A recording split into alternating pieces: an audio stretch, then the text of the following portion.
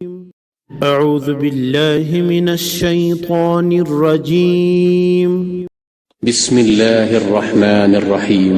ကိုရီးယားကျန်တော်မြန်မာမှာအခန်းပေါင်း80ခန်းရှိတဲ့အထဲမှာအခန်းတစ်ခန်းကတော့တကယ်ကိုထူးခြားပါတယ်။အရှိဆုံးဖြစ်သလိုအကြောင်းရလည်းအစုံလင်ဆုံးပါပဲ။အဲ့ဒါကတော့ဆူရာအယ်ဘကာရာပါပဲ။ကဲဒီနေ့မှာတော့ဒီအခန်းကြီးတွေကနည်းနည်းမှုတွေကိုအတူတူခရီးထွက်ကြည့်ကြအောင်။ဒီလောက်ရှည်လာတဲ့အခန်းတစ်ခန်းဆိုတော့စဉ်းစားကြပါပဲ။လူဘဝရဲ့ဘယ်အပိုင်းစားတွေကိုများထိတွေ့သွားမလဲ။တမိုင်းလားဥပဒေလာ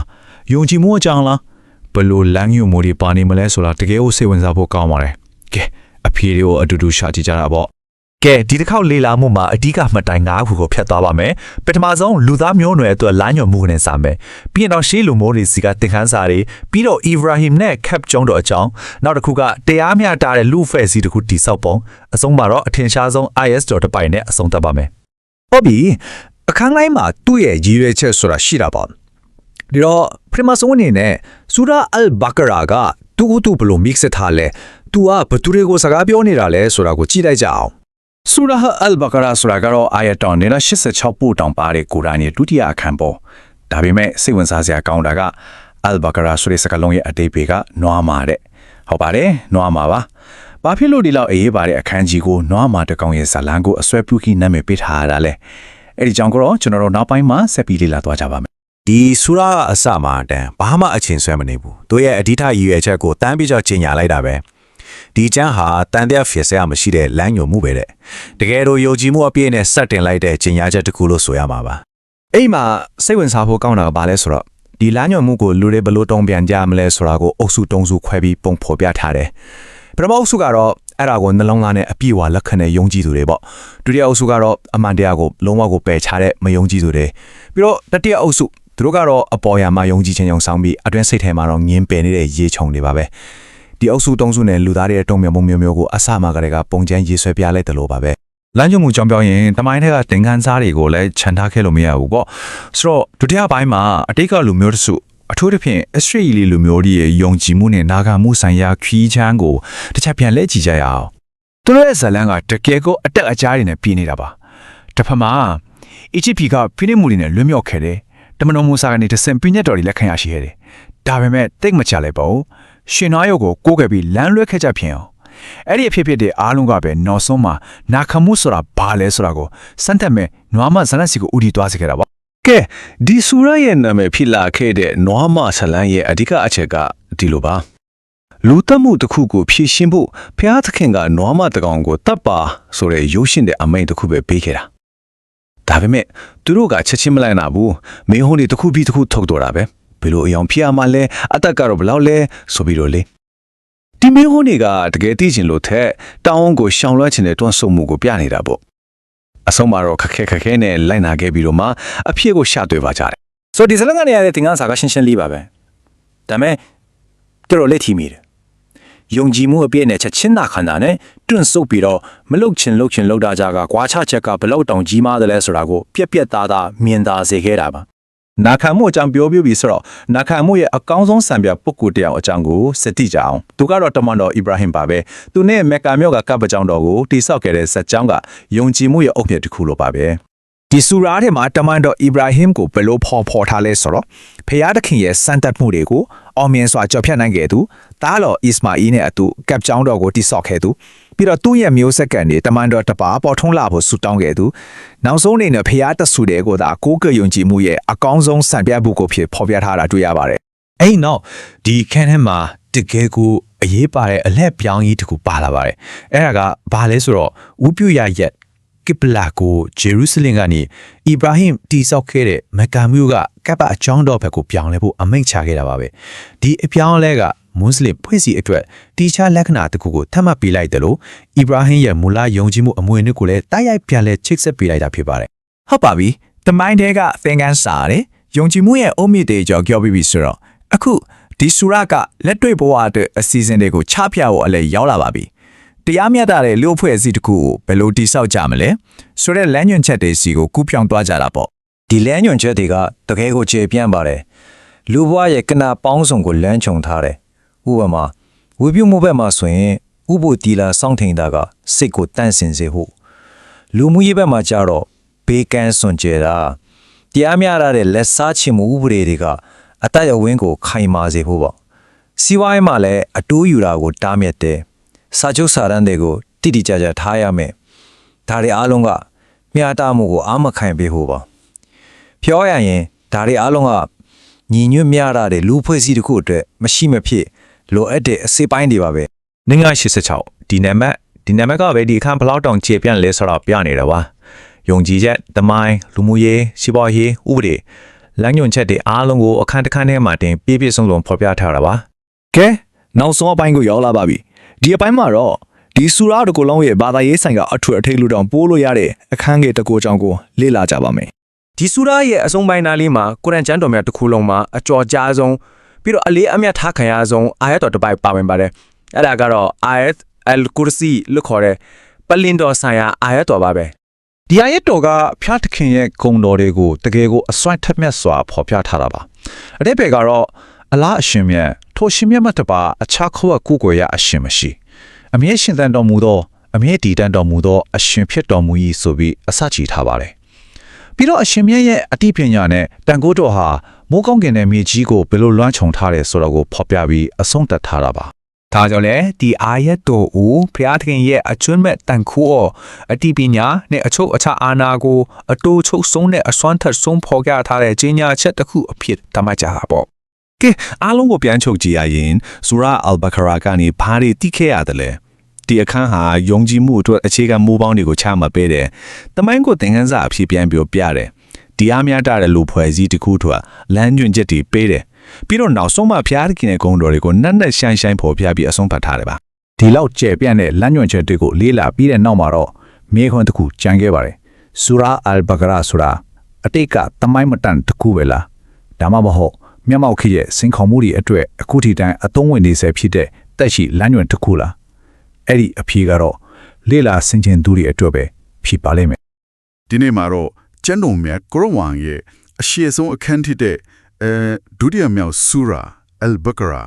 အကြောင်းကိုဆွေးနွေးတော့ကြမယ်။နွားမလို့အဓိပ္ပာယ်ရတယ်နော် ဟုတ်ပါတယ် ။ကျွန်တော်အဓိကခြေခံထားတာကတော့ YouTube ပေါ်က Al Quran Reciting Channel ကရုပ်ဖတ်တယ်နေပါပဲ။ဆိုတော့ဒီဆူရာကအရင်ရှိတော့အကြောင်းအရာတွေကတကယ်ကိုများတယ်။ကျွန်တော်တို့ရွေးချယ်ကတော့ဒီကျေပြန့်လာတဲ့အခန်းကြီးတွေကအဓိကအချက်တွေ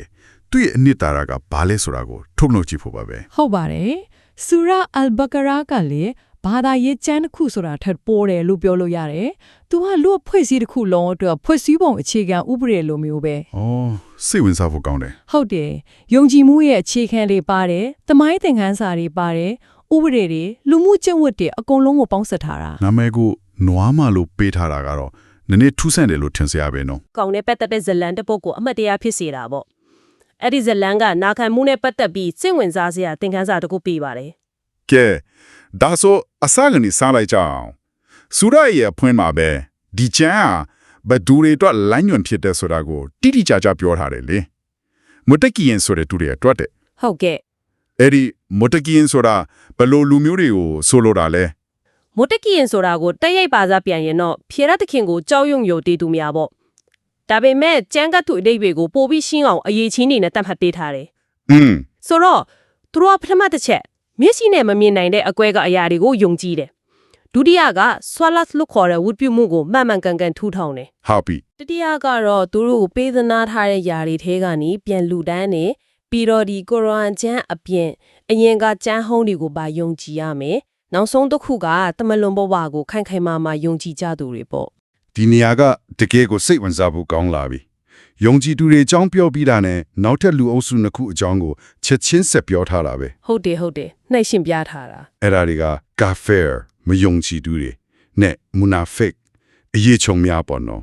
မတန်ထူးခြားပါတယ်သူကလူဖွဲ့စည်းမှာရှိနိုင်တဲ့တုံ့ပြောင်းမှု၃မျိုးကိုမြေပုံထုတ်ပြလိုက်တာပဲကာဖေဆိုတာကတော့ရှင်းတယ်သူတို့ကလမ်းညွှန်မှုကိုလုံးဝပယ်ချထားသူတွေ ကျမ်းထဲမှာသုံးထားတဲ့စကားလုံးတွေကအယံပြင်းထန်တယ်သူတို့ရဲ့နှလုံးသားတွေနဲ့နားတွေကိုတစ်စိုက်ခတ်နှိပ်ထားပြီးတော့မျက်စိတွေမှာအကအကွက်တစ်ခုရှိနေတယ်လို့ပုံဖော်ထားတယ်ဆိုလိုတာက သူတို့ကအမှန်တရားကိုလက်ခံနိုင်စွာမရှိတော့ဘူးဆိုတဲ့သဘောမျိုးလား အဲ့ဒါပဲဘလောက်ပဲတတိပေးအတူတူပဲလို့ဆိုလိုတာ မူနာဖိတ်တွေကြတော့ပိုပြီးရှုပ်ထွေးတဲ့ပုံပ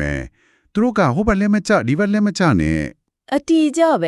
သူတို့ကပိုရှုပ်ထွေးပြီးပိုအန်ဒီရဲ့များတယ်လို့တောင်ဆိုနိုင်တယ်လေဘာလို့လဲဆိုတော့သူတို့ကအပြင်ပန်းမှာတော့ကျွန်တော်တို့ယုံကြည်ပါတယ်လို့ပြောတာဟွန်းဒါပေမဲ့စိတ်ထဲမှာတော့မယုံကြည်ဘူးယုံကြည်သူတွေနဲ့တွေ့ရင်တမျိုးသူတို့ရဲ့ခေါင်းဆောင်တွေနဲ့တီးတန့်တွေ့ရဲ့အခါကျတော့ငါတို့ကမဲလုံးနဲ့တူတူပဲဟိုလူတွေကိုလောင်နေတာဆိုပြီးနောက်တစ်မျိုးပြောကြတယ်အော်နှစ်ဖက်ခြုံတော်မျိုးပေါ့ဟုတ်တယ်ကျန်းကသူတို့ရဲ့အခြေအနေကိုနှလုံးသားထဲမှာယောဂရှိတယ်လို့သုံးနှုန်းထားတာရန်အားကောင်းတယ်နှလုံးသားထဲကယောဂဆိုတဲ့စကားလုံးကတော်တော်လေးစဉ်းစားစရာပဲနော်ဒါကရိုးရိုးမယုံကြည်တာမျိုးထက်မနာလိုမှုတို့မောက်မာမှုတို့လိုမျိုးဝิญဉ်ကြီးရနာမကျမ်းဖြစ်မှုမျိုးကိုဆိုလိုတာလား မနာလိုဝန်တိုမှုနဲ့မာနကြောင့်အမှန်တရားကိုယင်မဆိုင်ရတာနောက်တစ်ချက်ကသူတို့ကိုမြေကြီးဖောက်မှာဖောက်ပြန်ဖြက်စီးမှုမလုပ်ဖို့ပြောရဲမဟုတ်ဘူးငါတို့ကပြုတ်ပြင်သူတွေပါလို့ပြန်ပြောတတ်ကြတာတည်းသူတို့လုံနေတဲ့အမားကိုအမားလို့ကိုမမြင်နိုင်တော့တာဒါဟာအဲ့ဒီယောဂရဲ့လက္ခဏာတစ်ခုပဲလူမျိုးစားတွေကိုခွဲခြားပြပြတဲ့နောက်မှာဆူရာကဇလန်ရဲ့ဘက်ကိုကွေ့သွားရောအထူးသဖြင့်ဗနီအစ္စရေးသားမြင့်မြတ်ရဲ့ဇလန်ကိုအခန်းတော်များများသုံးပြီးပြောပြထားတယ်ဘာကြောင့်သူတို့ဇလန်ကိုဒီလောက်အလေးပေးရတာလဲဘာလို့လဲဆိုတော့သူတို့ကအရင်ကလမ်းညွှန်မှုကြံခံတွေပေးအပ်ခံရတဲ့လူမျိုးဖြစ်နေလို့ပဲလေဆိုတော့သူတို့ရဲ့အတွေ့အကြုံတွေကနောက်လာမဲ့မွတ်စလင်ပိုက်ဝန်းတို့အတွက်အကောင်းဆုံးသင်ခန်းစာတွေဖြစ်နေတာပေါ့။အော်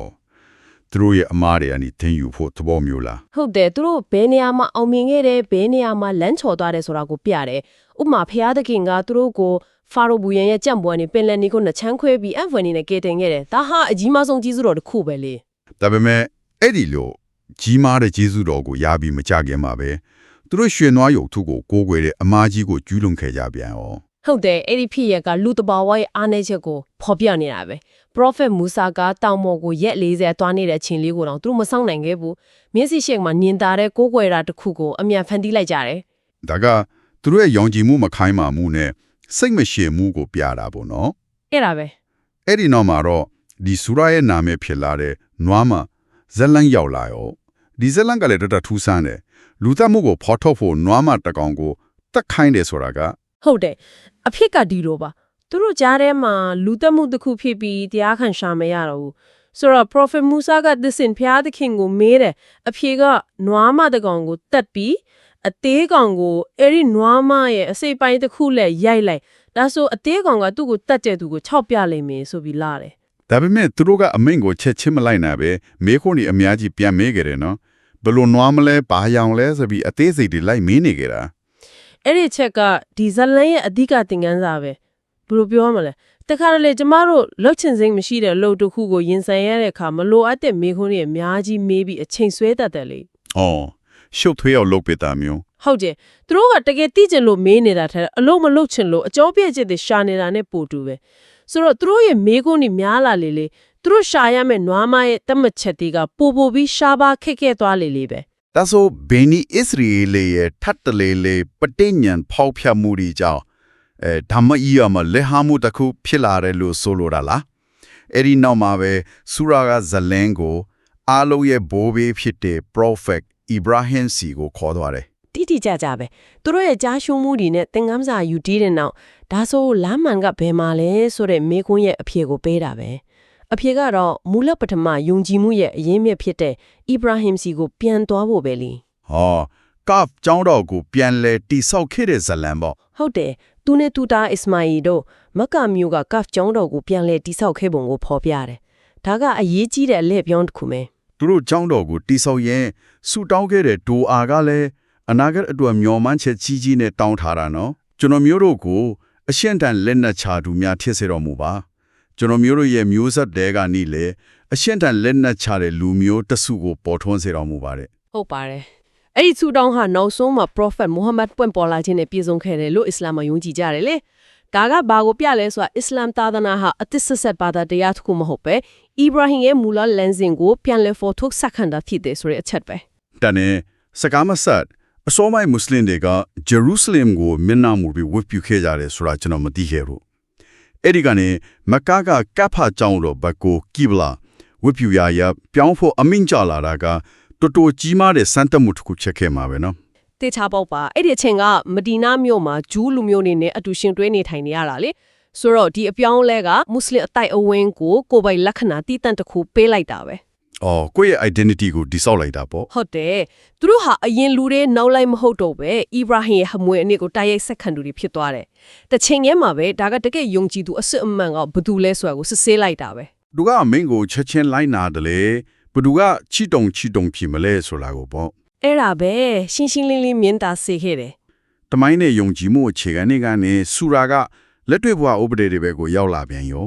အကြောင်းအရာကတကယ်ကိုကျဲပြန်တာပဲအစာတောက်အိမ်တောင်ရေးစီးပွားရေးကုန်ပါလေအထူးသဖြင့်စီးပွားရေးနဲ့ပတ်သက်လို့ရီဘာအတိုးကိုတားမြစ်ထားတာကအရန်ကိုပြင်းထန်တယ်နော်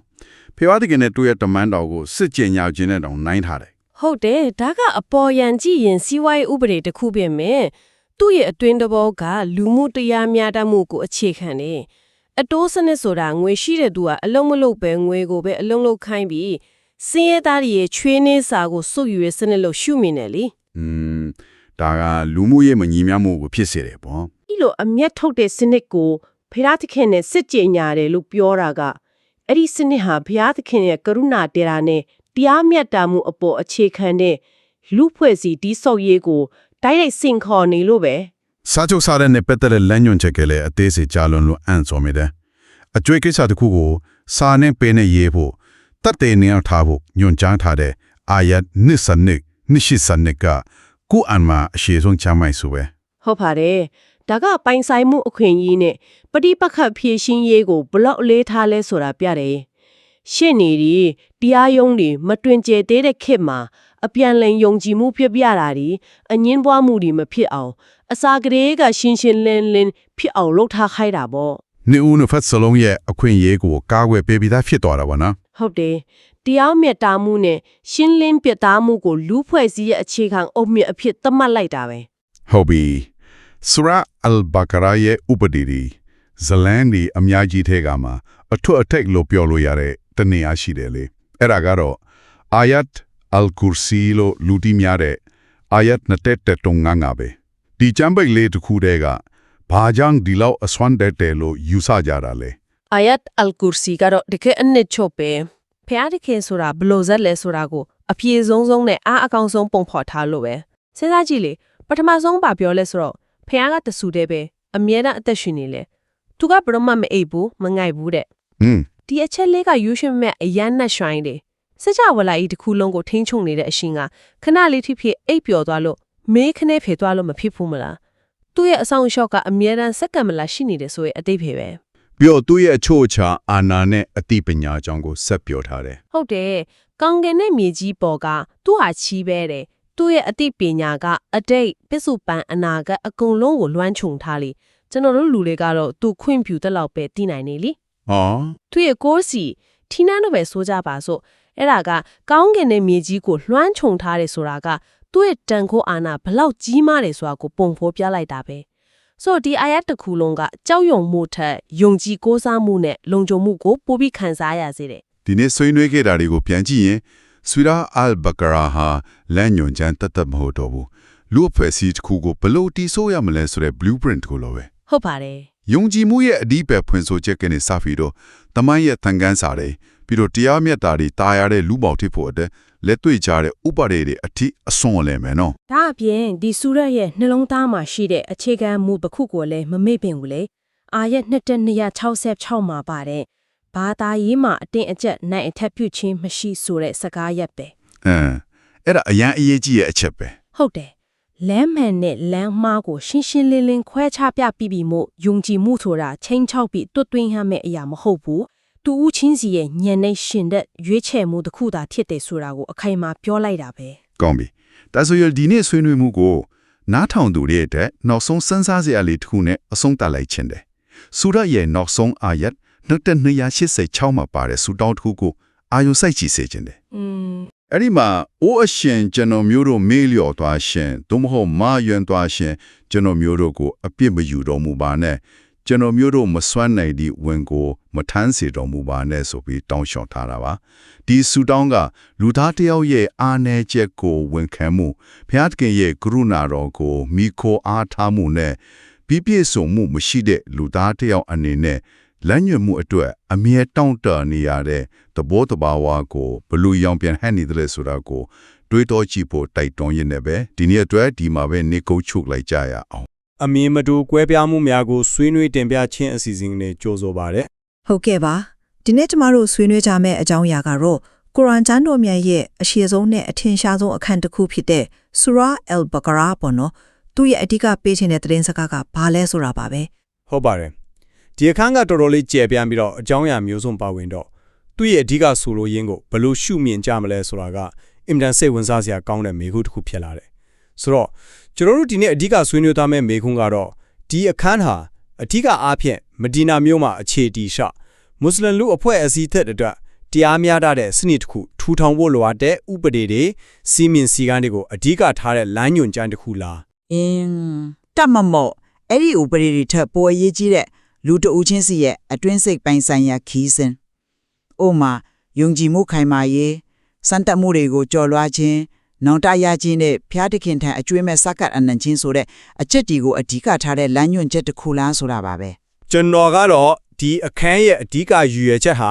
ာလူအဖွဲ့အစည်းတစ်ခုလုံးအတွက်ခိုင်မာတဲ့ဖွဲ့စည်းပုံနဲ့ဥပဒေဆိုင်ရာလမ်းညွှန်ချက်တွေပေးဖို့ဖြစ်တဲ့ဆိုတဲ့ဘက်ကနေဆွေးနွေးသွားပါမယ် ကျမကတော့ဒီအခန်းရဲ့အဓိကအနှစ်သာတော့သူ့ရဲ့ဝိညာဉ်ကလူတဦးချင်းစီရဲ့ယုံကြည်မှုနဲ့စိတ်ပိုင်းဆိုင်ရာဖွံ့ဖြိုးတိုးတက်မှုကိုပဲဥတည်နေတဲ့ဆိုတဲ့ရှုထောင့်ကနေတင်ပြသွားပါမယ်ရှင် ကောင်းပါပြီဒါဆိုကျွန်တော်ရဲ့ယက်တီချက်ကိုအရင်စပြီးရှင်းပြပါစေကျွန်တော်အမြင်မှာတော့ဆူရာအယ်ဘကရာဟာတရားမျှတပြီးတည်ငြိမ်တဲ့လူမှုအဖွဲ့အစည်းတစ်ခုတည်ဆောက်ဖို့အတွက်မရှိမချစ်အလိုအပ်တဲ့ဥပဒေမူပေါင်းတွေကိုရှင်းရှင်းလင်းလင်းချမှတ်ပေးထားတဲ့အခန်းတစ်ခုပါဒီအခန်းရဲ့အများစုဟာမဒီနာမြို့မှာကြာရောက်ခဲ့တာဖြစ်ပြီးတော့အဲ့ဒီအချိန်ကအတစ်ဆက်ဆက်ဖွဲ့စည်းနေတဲ့လူအဖွဲ့အစည်းတွေလက်တွေ့ကြတဲ့လမ်းညွှန်ချက်တွေအများကြီးလိုအပ်နေတဲ့အချိန်ပေါ့ဒီအခန်းထဲမှာဆိုရင်အိမ်ထောင်ရေး၊ကွာရှင်းပြတ်ဆဲခြင်းအမွေဆက်ခံခြင်းကလေးနို့တိုက်ခြင်းလို့မိသားစုရေးရာတွေကအစရာဇဝတ်မှုတွေတုံ့ပြန်ဖြစ်ပေးရဲ့ကစော့ system ငွေကြေးဆိုင်ရာအယောင်အဝယ်တွေမှာအတိုးအပွား rebate ကိုတားမြစ်တာနောက်ပြီးစာချုပ်စာတမ်းတွေဘယ်လိုပြုစုရမယ်ဆိုတာအဆုံးအသေးစိတ်ကြတဲ့ဥပဒေတွေကိုတွေ့ရပါမယ်ဒါတွေဟာစိတ်ကူးရင်အတွေးခေါ်တယ်မဟုတ်ပဲနဲ့လူအဖွဲ့အစည်းရဲ့နေ့စဉ်ဘဝမှာတိုက်ရိုက်အသုံးချရမယ်လက်တွေ့ကြတဲ့လမ်းညွှန်ချက်တွေပါယုံကြည်မှုဆိုတာစိတ်ထဲမှာမထားလို့မရဘူးလေအဲ့ဒီယုံကြည်မှုကိုလက်တွေ့ဘဝမှာအသုံးချပြီးတော့တည်ငြိမ်တဲ့လူအဖွဲ့အစည်းကိုတိဆောက်ဖို့အတွက်ဒီဥပဒေတွေကအခိုင်အမာဆုံးအုံမြစ်တွေပဲလို့ကျွန်တော်မြင်ပါတယ် ဟုတ်ကဲ့အဲ့ဒီဥပဒေတွေပါဝင်တဲ့အရေးကြီးတဲ့ဆိုတာကိုကျွန်မလုံးဝမငြင်းပါဘူးဒါပေမဲ့လေကျွန်မမြင်တာကအဲ့ဒီတွေဟာအခန်းတစ်ခုလုံးရဲ့အဓိကပင်မဆိုလို့ရင်တော့မဟုတ်ဘူးဆိုတာပါပဲအဲ့ဒီဥပဒေတွေအားလုံးဟာအသွေးစိတ်ထဲမှာရှိတဲ့ယုံကြည်မှုအီမလို့ခေါ်တဲ့အရာရဲ့အပြင်ပန်းထင်ဟပ်မှုတွေဒါမှမဟုတ်အတီးအဖွင့်နေတာဖြစ်တယ်လို့မြင်ပါတယ်ဘာလို့လဲဆိုတော့ဒီအခန်းရဲ့အစကိုပြန်ကြည့်ပါအခန်းပွင့်မှာပဲဖျားရ6ယွန်သူတွေမုတ်တကင်ရဲ့အရေးသွေးတွေကိုအရင်ဆုံးဖော်ပြထားတဲ့အဲ့ဒီထဲမှာနံပါတ်1အရေးသွေးကမမြင်နိုင်တဲ့အရာကိုယုံကြည်ခြင်းအီမန်ဘော်ဟိုက်ပါဥပဒေတွေအကြောင်းမပြောခင်လူကြောင့်ရဲ့အတွေးစိတ်အခြေအနေကိုအရင်ဆုံးအတိတ်ပြဖွင့်ဆိုထားလာပါပြီးတော့အခန်းထဲမှာပါတဲ့ဇာတ်ကြောင်းတွေကိုကြည့်လိုက်ပါအာဒမ်အီဘရာဟင်နဲ့မူဆာတို့ရဲ့ဇလန်ဒီဟာဥပဒေအကြောင်းတင်တာထက်တူဦးချင်းစီရဲ့ယုံကြည်မှုစံသက်မှုနောင်တတရားတော်ပါနဲ့ဖျားတခင်ရဲ့အမှန်ကိုလက်ခံလိုက်နာခြင်းဆိုတဲ့အတွင်းစိတ်ပိုင်းဆိုင်ရာသင်ခန်းစာတွေကိုပဲအဓိကပေးထားတာတွေ့ရမှာပါဒါကြောင့်ဒီအခန်းဟာလူမှုအဖွဲ့အစည်းဆိုင်ရာဥပဒေတွေထက်လူတူချင်းနဲ့ဖျားသခင်ကြားကဆက်ဆံရေးကိုပိုပြီးအလေးပေးထားတယ်လို့ကျွန်မယုံကြည်ပါတယ်။အဲ့ဒီအချက်ကိုကျွန်တော်နားလည်ပါတယ်။ဒါပေမဲ့အဲ့ဒီဥပဒေတွေရဲ့ရည်ရွယ်ချက်ကိုပိုပြီးစစ်ဆက်ကြီးလိုက်ရင်လေလူအဖွဲ့အစည်းရဲ့အများအကျိုးကိုတိုက်ရိုက်ဥတီနေတာတွေ့ရမှာပါ။ဥပမာတစ်ခုအနေနဲ့လူတန်းမှုအကျိုးတုံးပြန်အပြစ်ဒဏ်ပေးတဲ့ causes နဲ့ကိုပဲကြည့်လေ။ကျန်တော့မြန်မာ cause မှာမင်းတို့အတွက်အသက်ရှိတယ်လို့ဆိုထားတယ်။ဒါကနေနေလို့ထူးဆန်းတဲ့စကားရဲတစ်ခုလို့ထင်ရပေမဲ့သူရဲ့ဆိုလိုရင်းကရှင်းပါတယ်ဒီလိုတရားမျှတတဲ့တုံ့ပြန်မှုစနစ်ကနောက်ထပ်လက်စားချေတက်ဖြတ်မှုတွေတွေးချောင်းစီတဲ့ပြိပခတ်ကိုလို့တားဆီးပြီးတော့အသက်ပေါင်းများစွာကိုကယ်တင်ဖို့ဖြစ်တယ်လို့ဆိုလိုတာပါဆိုတော့ဒါတဦးချင်းရဲ့ဟန်စားချက်ထက်လူအဖွဲ့အစည်းတစ်ခုလုံးရဲ့လုံခြုံရေးနဲ့တည်ငြိမ်ရေးကိုအာမခံပေးနေတာပေါ့နောက်တစ်ခုက river လို့ခေါ်တဲ့အတိုးကိုတားမြစ်တာဒါကလည်းစီးပွားရေးမှာအားနည်းမှုကိုအမျက်ထုတ်ပြီးမတရားခေါင်းပုံဖြတ်တဲ့စနစ်တွေကိုတားဆီးဖို့လူအဖွဲ့အစည်းတွေမှာစီးပွားရေးတရားမျှတမှုကိုတိစောက်ဖို့ပါဒီအချက်တွေကဒီဥပဒေတွေဟာတူးချင်းရဲ့စိတ်ပိုင်းဆိုင်ရာကိစ္စထက်လူအဖွဲ့အစည်းတစ်ခုလုံးအတွက်ချမှတ်ထားတဲ့လက်တွေ့ကြတဲ့ညွန်ကြားချက်တွေဆိုတာကိုရှင်းရှင်းလင်းလင်းပြနေတာပဲမဟုတ်လား အဲ့ဒီအချက်ကိုကျွန်မကဒီလိုတမျိုးမြင်ပါတယ်ဥပဒေဒီကိုလိုက်နာခြင်းကလူဖွဲ့စည်းအတွက်အကျိုးရှိတာမှန်ပါတယ်ဒါပေမဲ့အဲ့ဒီဥပဒေရဲ့နောက်ွယ်ကအဓိကရည်ရွယ်ချက်ကတဦးချင်းစီရဲ့ဖျားသခင်ပေါ်နာခံမှုနဲ့ကိုကျင့်တရားစင်ကြယ်မှုကိုစမ်းသပ်ဖို့ပါပဲဥ ဥမာတခုပြန်ပေးရရဲ့ဥပုတိလဆွေယမ်ဆိုင်ယာစီကန်တေကိုကြည်ပါအဲ့ဒီမှာမင်းတို့ရေရင်ကလွေအပေါ်မှာပစ်ထန်းခဲ့တယ်လို့မင်းတို့အပေါ်မှာလည်းဥပုတိလကိုပစ်ထန်းတယ်ဒါမှမင်းတို့ဖျားတရားကြောင့်ရလာနိုင်မယ်လို့ဆိုထားတယ်ဒီမှာအဓိကရေမှန်းချက်ကလူဖွဲ့စည်းတိုးတက်ဖို့မဟုတ်ဘူးတူးချင်းစီတက်ကွာလို့ခေါ်တဲ့ဖျားတရားကြောင့်ယူမှုကိုထိန်ချုပ်နိုင်တဲ့စိတ်တက်ကိုရရှိဖို့ပါဒါဟာလူတယောက်ရဲ့ကိုထိန်ချုပ်နိုင်စွမ်းစိတ်ဆန္ဒတွေကိုချုံနှိမ့်နိုင်စွမ်းနဲ့ဖျားသခင်ပေါ်ယုံကြည်မှုကိုပြသတဲ့အလွန်ကိုပိုင်ဆန်တဲ့လို့ရတစ်ခုပဲလူဖွဲ့စည်းကိုဘလို့အကျိုးပြုလဲဆိုတာကနောက်ဆက်တွဲအကျိုးကျေးဇူးတစ်ခုပဲဖြစ်နိုင်တယ်။ဒါပေမဲ့ပင်မရည်ရဲ့ချက်ကတော့တူးချင်းရဲ့စိတ်ပန်းဆိုင်ရာချမ်းခိုင်မှုကိုပိုပြီးအလေးပေးနေတာထင်ရှားပါတယ်ရှင်ဥပုပ်လို့ကိစ္စမျိုးကိုတော့လူမှုဖွဲ့စည်းရှုထောင့်ကနေမြင်လို့ရတယ်လို့ကျွန်တော်ထင်တယ်။ဥပုပ်လမှာလူဖွဲ့စည်းတစ်ခုလုံးကစူဖောင်းပြီးစာလုံးမှုကိုအတူတူမျှဝေခံစားကြတယ်။စင်ရဲသားတဲ့ဘဝကိုကုချင်းစာတက်လာကြတယ်လေ။ဒါဟာလူမှုရေးဆိုင်ရာသွေးစည်းညီညွတ်မှုကိုအားကောင်းစေတာပေါ့။ဒါမဲ့ဒီထက်ပိုရှင်းတဲ့ဥမာကိုပဲကြည့်ကြအောင်။ဒီအခန်းမှာနေရာများခီယူပြီးပြောထားတဲ့ဗနီယစ်ရေအစ္စရေးတောင်းမင်းများစကြောင်းကိုကြည့်သူတို့ဟာဘုရားသခင်နဲ့ချိုးဆိုးထားတဲ့ပတင်ရင်တွေကိုအချင်းချင်းချိုးဖောက်ခဲ့တယ်။အတွေ့ပြစ်ဒဏ်ခံခဲ့ရတယ်။ရွှေနွားရုပ်ကိုကိုးကွယ်ခဲ့တာတို့ဘုရားသခင်ရဲ့အမင်းကိုမနာခံခဲ့တာတွေဟာတဦးချင်းရဲ့အမားလို့ပြောလို့ရပါမယ်။အကျိုးဆက်ကတော့လူဖွဲ့စည်းတစ်ခုလုံးပျက်စီးစေနိုင်တဲ့စူပေါင်းအမားတွေဖြစ်သွားတာပေါ့။ဒီစကြောင်းကြီးတစ်ခုလုံးဟာဥပဒေနဲ့စီမင်းတွေကိုမလိုက်နိုင်ရင်ဘုရားသခင်နဲ့ထားရှိတဲ့ဂတိကိုဝတ်ကိုဖောက်ဖျက်ရင်လူဖွဲ့စည်းတစ်ခုလုံးဘယ်လိုအကျိုးဆက်တွေခံစားရနိုင်တယ်ဆိုတာကိုမွတ်စလင်လူဖွဲ့စည်းတဲ့အတွက်သင်ခန်းစာပေးတဲ့တမိုင်းဝင်တတိပိချက်တစ်ခုပဲဖြစ်ပါတယ်။အဲ့ဒီမှာကျမတို့အမြင်ကွဲထားတာပဲ။ကျမကတော့အဲ့ဒီစာကြောင်းကိုတူဦးချင်းရဲ့စိတ်ဖိုင်းဆိုင်ရာအားနည်းချက်တွေကိုဖော်ပြတဲ့ပုံဆောင်ချက်တစ်ခုအဖြစ်ရှုမြင်ပါတယ်။ရွှေနွားရုပ်ကိုကိုးကွယ်ခြင်းဆိုတာလူဖွဲ့စည်းရဲ့ပြဿနာဆိုတာထက်လူတဦးချင်းစီရဲ့စိတ်ထဲမှာရှိတဲ့ယုံကြည်မှုပျောက်ဆုံးခြင်းမမြင်နိုင်တဲ့ဘုရားသခင်အပေါ်တန်တရားဝင်ခြင်းနောက်လောဘနဲ့မနာခံလို့စိတ်တွေကိုကိုးစားပြုပါတယ်။မူစာနဗီတောင်းပေါ်တက်သွားချိန်မှာသူတို့မဆောင်နိုင်ခဲ့တာဟာတဦးချင်းရဲ့စိတ်ရှစ်သေးခံမှုအားနေတာကိုပြနေတာပါ။ဒါလူဖွဲ့စည်းရဲ့ဖွဲ့စည်းပုံပြဿနာမဟုတ်ဘူးလူတဦးချင်းရဲ့နှလုံးသားနဲ့အပြဿနာပါ။ဖျားသခင်အားသူတို့ကိုခွင့်လွတ်တဲ့အခါမှာတော့နောင်တရဖို့အတွက်ကိုအချင်းချင်းတက်ရမယ်ဆိုတဲ့အမိန့်ဟာဘလောက်တောင်ပြင်းထန်တဲ့တဦးချင်းအပြင့်ဝင်ခံမှုနဲ့စိတ်ဖိုင်းဆိုင်ရာတန်ဆင်ခြင်းဖြစ်စဉ်ကိုဖျက်ဆီးရတယ်ဆိုတာကိုပြနေတာပါဒါဟာလူသားတိုင်းရဲ့စိတ်ထဲမှာအမြဲဖြစ်ပေါ်နေတဲ့အတွင်းစိတ်တိုက်ပွဲတွေကိုတတိပေးနေတာလို့ကျွန်မမြင်ပါတယ်အဲ့ဒီလိုအတွင်းစိတ်ပိုင်းဆိုင်ရာအဓိပ္ပာယ်ဖွင့်ဆိုချက်တွေရှိနေတာကိုကျွန်တော်လက်ခံပါတယ်ဒါမဲ့ဒီခန်းမှာပါတဲ့အမိန့်ပေးတဲ့စကားလုံးတွေကိုကြည့်ပါအသင်တို့ဒီတိုက်ခိုက်ကြလောဥပုသ်တီလာကိုစောင့်ထိန်ကြလောစကားပေးကြလောဆိုတဲ့အမိန့်တွေအားလုံးဟာအများကြီးနဲ့တုံးထားတာပါလူတဦးတည်းလုံးလို့မရတဲ့လူဖွဲ့စည်းတစ်ခုလုံးစုပေါင်းလှုပ်ဆောင်ရမယ်တာဝန်တွေပါဒီတဲ့ပေါ်ခိုင်မာတဲ့တပ်တွေတစ်ခုကကီဘလာပြောင်းလဲကြီးမှာပဲဝိပုယဘက်ကိုဂျေရုဆလင်ကနေမက္ကာကအောက်ဖကျောင်းတော်ဘက်ကိုပြောင်းလဲစေတဲ့အမိန့်ဟာဒီခန်းလဲမှာပဲပါတာဒါတဦးချင်းရဲ့ကိုးကွယ်မှုတတ်မဟုတ်တော့ဘူးလူဖွဲ့စည်းတစ်ခုလုံးရဲ့အမတ်လက္ခဏာသူတို့ရဲ့စီးလုံးညဉ့်ညူးမှုနဲ့တိချရက်တီနုကိုတိဆုပ်ဖို့ရည်ရွယ်ပါလေဆိုတော့ဒါဟာတဦးချင်းရဲ့ခံစားချက်ထက်လူဖွဲ့စည်းတစ်ခုလုံးရဲ့ဦးတည်ချက်ကိုပြောင်းလဲစေတဲ့အမိန့်ပါဒီလိုအချက်တွေကပဲဒီခန်းဟာလူမှုဖွဲ့စည်းကိုဦးတည်နေတဲ့ဆိုတော့ရှင်းလင်းစွာပြသနေပါလေဒီနေ့မနေ့ပိုင်းကတည်းကမူကတော်တော်လေးတိမမရွာနေတာ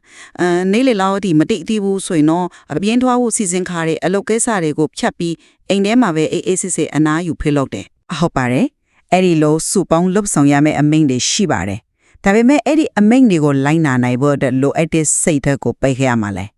အဲ့ဒါကတဦးချင်းရဲ့အတွေးစိတ်ခံနေပဲလာရမှာပါအဲ့ဒီလိုပဲဒီခန်းထဲမှာအလ္လာအရှင်မြတ်သည်တီးခံသူညာနဲ့အတူရှိတော်မူသည်အတင်းတို့ဒီစီရဲ့ဒုက္ခနဲ့ကြောက်ရွံ့မှုတို့ဖြင့်စံတက်ချင်းခံရမည်ဆိုတဲ့အခန်းငယ်တွေအများကြီးရှိတယ်ဒါတွေကတဦးချင်းစီရဲ့စိတ်ခံစားမှုတီးခံမှုဆဘရနဲ့အတွင်းစိတ်ပြုပြင်ပြောင်းလဲမှုကိုအတိအကထားကြောင်းပြနေတာပါအကောင်းဆုံးဥပမာကတော့အီဘရာဟိမ်နဗီရဲ့ဆက်ကြောင်းပေါ့ဖျားသခင်ကသူ့ကိုလက်နဲ့ချပါအစ္စလာမ်လို့ပြောရဲ့အခါသူကစကြဝဠာအရှင်သခင်ထံကျတော့လက်နဲ့ချပါတယ်လို့ချက်ချင်းတုံ့ပြန်ခဲ့တယ်ဒါဟာလူအဖွဲ့အစည်းတစ်ခုလုံးရဲ့လောက်ရမဟုတ်ဘူးလေတဦးတယောက်ရဲ့အကျွမ်းမဲ့ယုံကြည်မှုနဲ့စက္ကအနာမို့ပါအဲ့ဒီလိုယုံကြည်မှုခိုင်မာတဲ့လူတဦးချင်းစီနဲ့ဖွဲ့စည်းထားမှသာခိုင်မာတဲ့လူအဖွဲ့အစည်းဖြစ်လာနိုင်မှာပါအခြေခံအုံးမြက်ကလူတဦးချင်းစီရဲ့စိတ်နှလုံးသားထဲမှာပဲရှိတယ်လို့ကျွန်မမြင်ပါတယ်အဲ့ဒါဆိုရင်မေးစလာရှိလာတာကအဲ့ဒီယုံကြည်မှုခိုင်မာတဲ့လူတဦးချင်းစီကိုဘယ်လိုစုစည်းမလဲဥပဒေတွေမရှိဘဲနဲ့ဘယ်လိုလုပ်မလဲဒီအခန်းထဲမှာအချွေးယူခြင်း ချင်းငါချင်းဆိုင်ရာစာချုပ်စာတမ်းတွေကြောင့်အသေးစိတ်ဖော်ပြထားတဲ့အခန်းငယ်ဟာကုရ်အာန်မှာအရှိဆုံးအခန်းငယ်ဖြစ်နေတာကတိုက်ဆိုင်မှုတစ်ခုမဟုတ်ပါဘူးအခန်းငယ်နေတာ80ပါစာတမင်လာနီးပါရှိတယ်စာချုပ်ကိုဘယ်လိုရေးရမလဲတက်တေဘယ်နှယောက်လိုတယ်တက်တေမရှိရင်ဘယ်လိုလုပ်ရမယ်ဆိုတာတွေအသေးစိတ်ပါတယ်ယုံကြည်မှုဆိုတာစိတ်ထဲမှာပဲထားရမှာမဟုတ်ပဲလူအချင်းချင်းဆက်ဆံရေးမှာအထူးသဖြင့်စီးပွားရေးမှာတရားမျှတမှုနဲ့ပွင့်လင်းမြင်သာမှုဟာဘလို့အရေးကြီးတယ်ဆိုတာကိုပြနေတာပါဒါဟာလူမှုစီးပွားရေးမှာခိုင်မာတဲ့စီးမင်းနေနဲ့အခိုင်မာတိဆောက်ရမယ်ဆိုရင်သတင်းစကားကိုရှင်းရှင်းလင်းလင်းပေးနေတာပဲဖြစ်ပါတယ် ဒါဟာလူမှုစီးပွားရေးတွေအသင်ကောင်းတဲ့စီမင်းတွေနဲ့ရှိရှိရှင်ရှင်သာခိုင်မာတာတိဆောက်နေတဲ့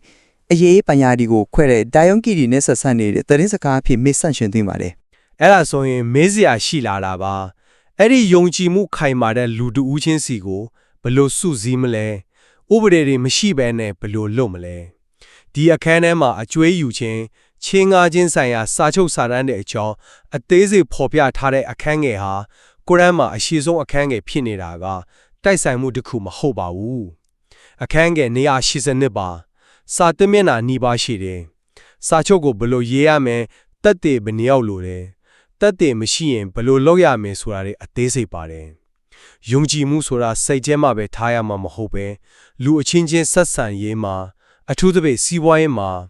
တရားမျှတမှုနဲ့ပွင့်လင်းမြင်သာမှုဟာဘလို့အရေးကြီးတယ်ဆိုတာကိုပြနေတာပါဒါဟာလူမှုစီးပွားရေးမှာခိုင်မာတဲ့စီးမင်းနေနဲ့အခိုင်မာတိဆောက်ရမယ်ဆိုရင်သတင်းစကားကိုရှင်းရှင်းလင်းလင်းပေးနေတာပဲဖြစ်ပါတယ် ဒါကအရန်ကောင်းတဲ့အချက်ပါကျမလည်းအဲ့ဒီအခန်းငယ်ကိုပဲကိုးကားချင်ပါတယ်ဟုတ်ပါတယ်အဲ့ဒီအခန်းငယ်ဟာဥပဒေဆိုင်ရာအသေးစိတ်အချက်လက်တွေနဲ့ပြည့်နေတဲ့ဒါပေမဲ့အဲ့ဒီအရှိဆုံးအခန်းငယ်ရဲ့အဆုံးမှာဗာပြောထားလဲပြန်ကြည့်အကယ်၍တင်တို့အချင်းချင်းယုံကြည်ကြလျင်ယုံကြည်ခြင်းခံရသူသည်သူ့ရဲ့အမာနာအနံ့ပစ္စည်းကိုပြန်ပေးပါစေပြုလို့သူ့ရဲ့အရှင်သခင်ဖြစ်တဲ့အလားကိုကြောက်ရွံ့ပါစေလို့ဆိုထားတဲ့ဆိုလိုတာကစာချုပ်စာတမ်းတွေဥပဒေတွေထက်အပြန်လည်ယုံကြည်မှုနဲ့ဖျားတရားကြောက်ရွံ့မှုကပိုရေးကြီးတယ်ဆိုတဲ့အချက်ကိုပဲပြန်ပြီးအလေးပေးထားတာပါရအလုံးရဲ့အဆုံးမှာအတွင်းစိတ်ကကိုကျင့်တရားနဲ့ဖျားသခင်ကိုမျက်မြင်ကိုတွေ့လို့ယုံကြည်မှုကသာအဓိကကြတယ်ဆိုတာကိုပဲပြန်ညွှန်းနေတာပါဥပဒေကအရန်တဘောဒါမှမဟုတ်အဲ့ဒီယုံကြည်မှုအားနည်းခြင်းအတွက်အကာအကွယ်တစ်ခုအနေနဲ့ပဲဖြစ်ပါတယ် ဒီနေ့ဆွေးနွေးမှုအပြီးမှာတော့ကျွန်တော်ကတော့ဒီအခန်းဟာလူမှုအဖွဲ့အစည်းတို့ခိုင်မာတဲ့ဥပဒေမူပေါင်းတစ်ခုကိုအဓိကထားတယ်လို့ပဲမြင်နေတော့ပါပဲဒီဥပဒေတွေဟာလူပေါင်းအဖွဲ့အစည်းရဲ့အခြေခံစောင့်တိဆောက်ပေးပြီးယုံကြည်ခြင်းတရားကိုလေထဲမှာမဟုတ်ပဲလက်တွေ့ပေါ်မှာအကောင်းအထည်ဖော်စေတာပေါ့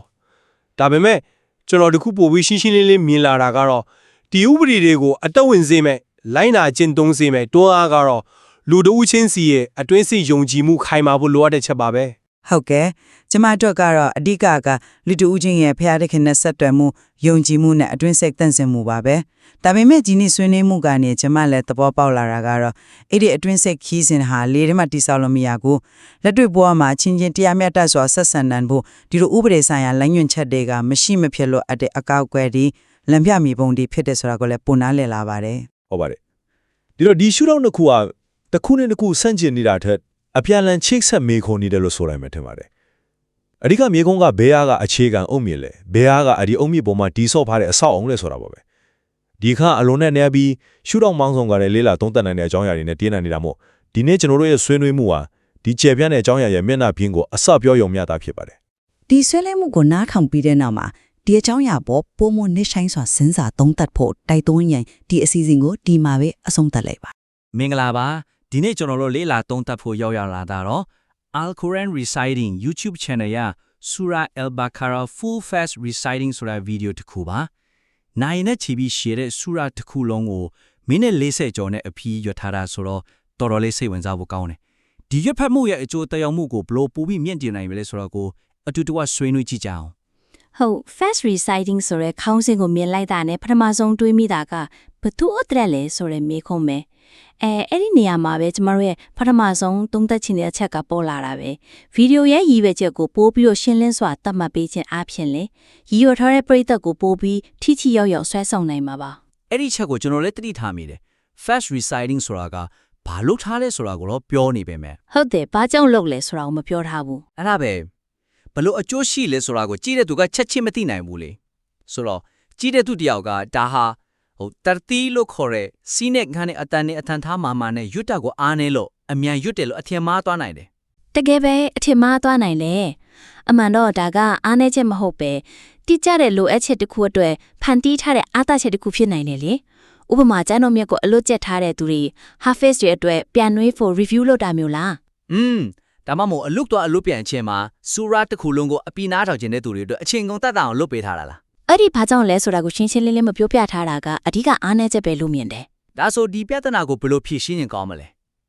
ခေါင်းစဉ်ကိုပြင်တာကလွယ်လို့တခြားဘာလုပ်လို့ရသေးလဲ ခေါင်းစဉ်နဲ့ description ကအဓိကပဲလေဒါကပရိသတ်ကိုစပြီးချိတ်ဆက်တဲ့ပထမဆုံးအချက်ပဲအခုလက်ရှိခေါင်းစဉ် Surah Al-Baqarah Full Fast Reciting အစားပိုပြီးတိကျတဲ့ခေါင်းစဉ်မျိုးပြောင်းသုံးတင်တယ်ဥပမာ Surah Al-Baqarah Hifz Review ဆိုပြီးကွင်းထဲမှာအလွတ်ချက်ပြန်နှွှင်းရန်အမြန်ရွတ်ဖတ်ခြင်းလို့ထည့်လိုက်ရင်ဘယ်လိုလဲ အဲ့ဒါဆိုရင်တော့တော်တော်ရှင်းသွားပြီ အင်းလေဒီခေါင်းစဉ်ကိုမြင်တာနဲ့အော်ဒါကငါအတွက်ပဲဆိုပြီးအလွတ်ချက်နေတဲ့ចောင်းသားတွေကချက်ချင်းသိသွားမှာပေါ့ အဲ့ဒါကောင်းတဲ့ကြံပဲဖိမပရိသတ်ကိုတိုက်ရိုက်ခေါ်လိုက်သလိုပဲတခြားရောဘယ်လိုခေါင်းစဉ်မျိုးတွေဖြစ်နိုင်သေးလဲ နောက်တစ်မျိုးကတော့အသုံးဝင်မှုကိုအခြေခံပြီးပေးတာပေါ့ Daily Commute Recitation Surah Al-Baqarah in 45 minutes ဆိုတာမျိုးလေးတင်းနေ့စဉ်သွားလာခြင်းအတွက် Surah Al-Baqarah အပြည့်အစုံ45မိနစ်ပေါ့ ဟုတ်တယ်ဒါဆိုအချိန်သိမရှိတဲ့သူတွေကနာကားမောင်းနေတော့မားထောင်လို့ရတာပဲဆိုပြီးစိတ်ဝင်စားလာနိုင်တယ် မဲမိုင်ပြီးတော့ YouTube description မှာလည်းဒီအရေးချက်ကိုပို့ပြီးရှင်းပြတဲ့စာတစ်ကြောင်းလောက်ထည့်ရေးတင်နေလေဤအမြန်ရွတ်ဖတ်မှုဒီကျမ်းတော်မြတ်ကိုအလွတ်ရပြီးသူများအခန်းတစ်ခုလုံးကိုအချိန်တိုအတွင်းထိရောက်စွာပြန်လဲနှွှေးနိုင်ရန်အထူးဒီဇိုင်းထုတ်ထားပါသည်ဆိုတာမျိုးပေါ့ သဘောပေါက်ပြီဒီလိုလုံးလိုက်တာနဲ့အမြန်ရွတ်တာဟာအားနဲ့ချက်မဟုတ်တော့ပဲတန်ဖိုးရှိတဲ့ feature တစ်ခုထီသွားရော အဲ့ဒါပဲ ဟုတ်ပြီဒါဆိုရင်ပထမဆုံးအဆင့်အနေနဲ့မှန်ကန်တဲ့ပရိသတ်ကိုဗီဒီယိုစီရောက်လာအောင်ခေါင်းစဉ်နဲ့ဖော်ပြချက်ကိုသုံးပြီးဆွဲဆောင်လိုက်ပြီဒါပေမဲ့ရွေချက်ကိုဘလောက်ပဲရှင်းရှင်းလင်းလင်းပြောထားပါစေနားထောင်ရတာအဆင်မပြေရင်တော့မိနစ်40ကျော်ဘယ်သူမှဆက်နားထောင်မှာမဟုတ်ဘူးလေ ဟုတ်တယ် အထူးသဖြင့်ဒီလောက်အမြန်ရွတ်နေတာဆိုတော့အတန်ပိုင်းဆိုင်ရာမှာစင်ခေါ်မှုတွေရှိနိုင်တယ်လို့ထင်တယ် အဲ့ဒါတကယ်အရေးကြီးရဲ့အချက်ပဲအဲ့ဒါကကျမတို့ရဲ့ဒုတိယသုံးသက်ချက်ကိုဥတီသွားစေတယ်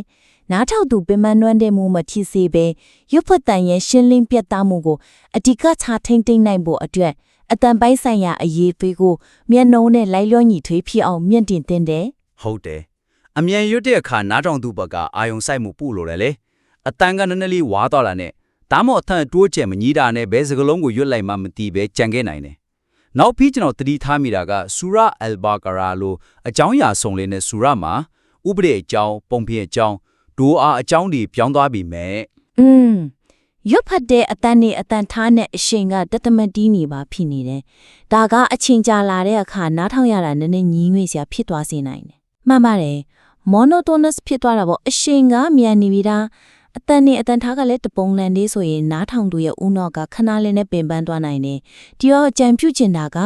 အမြန်နှုံးကိုမစုံလက်ပဲနဲ့နားထောင်လို့ကောင်းအောင်လုပ်ဖို့တိမွေးလေအတန်ပိုင်းဆိုင်ရာနီးစနစ်တချို့ကိုသုံးဖို့ပါပဲ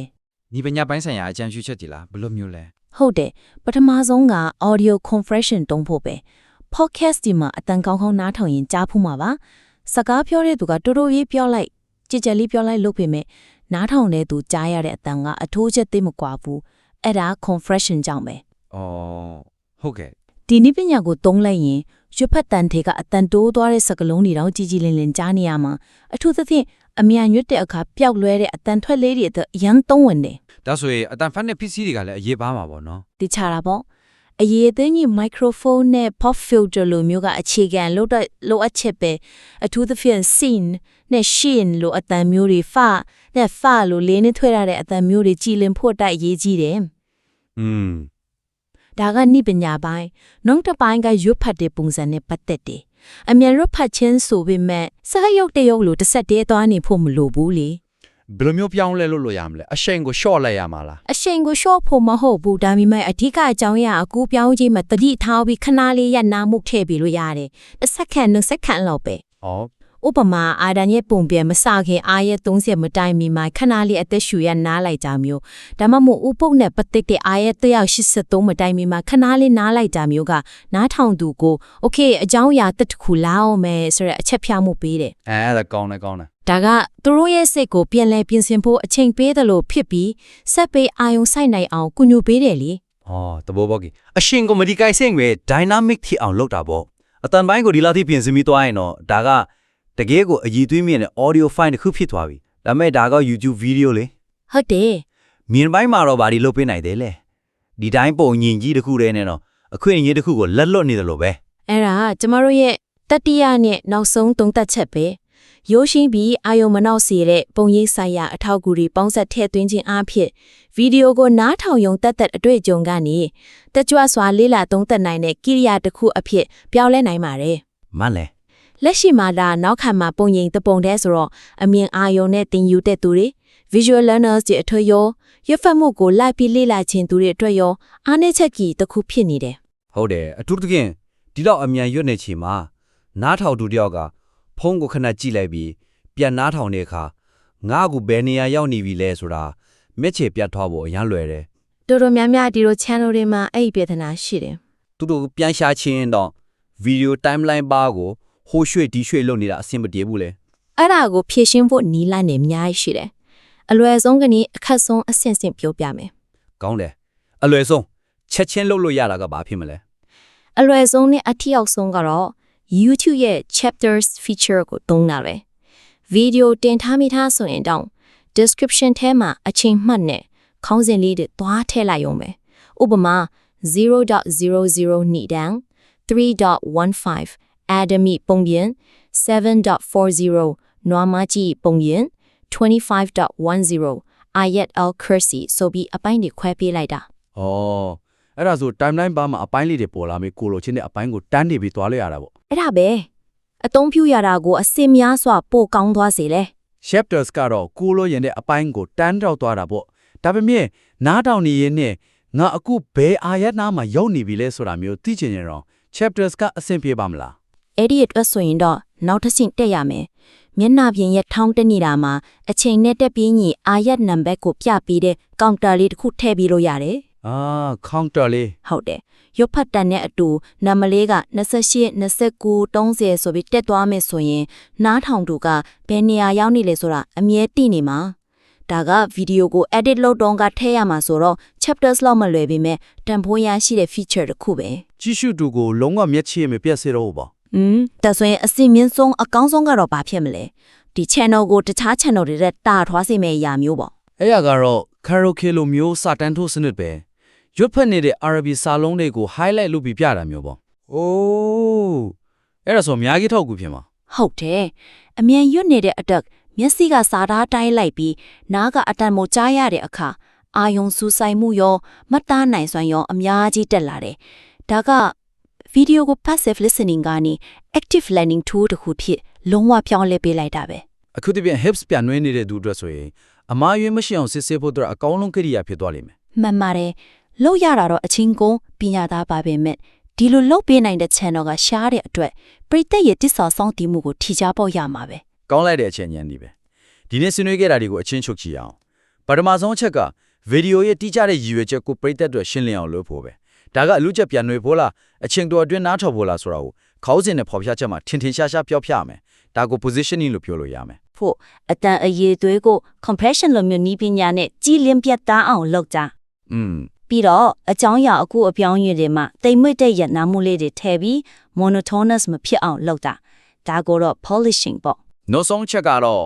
ဗီဒီယိုကိုနားချောင်ရုံတက်ချက်ပေါ်တဲ့တက်ကြွတဲ့ကိရိယာတစ်ခုဖြစ်လာအောင်ဖန်တီးဖို့ YouTube chapters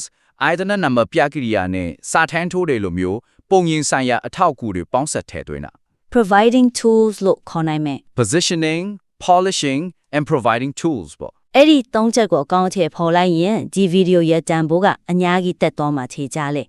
ဒီအကြံပြုချက်တွေကအသုံးဝင်မယ်လို့မျှော်လင့်ပါတယ်ဒီအချက်တွေကိုထည့်သွင်းပြီးပြန်ဆင်မွမ်းမံပြီးနောက်မှပုံမကောင်းမလာတဲ့ဗီဒီယိုကိုနောက်တစ်ချိန်ပြန်လည်သုံးဆက်ဖို့တန်သွင်းဖို့လည်းဖိတ်ခေါ်ပါတယ် Okay